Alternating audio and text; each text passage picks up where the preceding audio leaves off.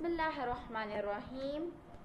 अस्सलाम वालेकुम मेरी प्यारी बहनों और भाइयों। आज का हमारा मौजू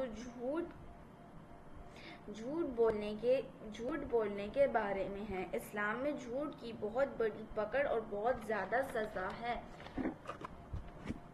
झूठ बोलने की एक सज़ा में ये भी आता है कि क़यामत के दिन झूठ बोलने वाले को शैतान का पैरोकार माना जाएगा और वो शैतान के दोस्तों में शामिल होगा और उसको शैतान के साथ जहन्नुम में भेज दिया जाएगा, जहाँ पे वो एक सख्त और भड़की हुई आग में पूरी जिंदगी जलता रहेगा।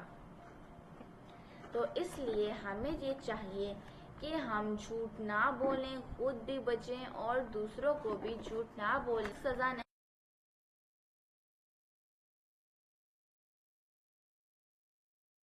नहीं है, बहुत सारी सज़ाएं हैं और ऐसी सज़ाएं हैं जिनका हम लोग तसव्वुर भी नहीं कर सकते।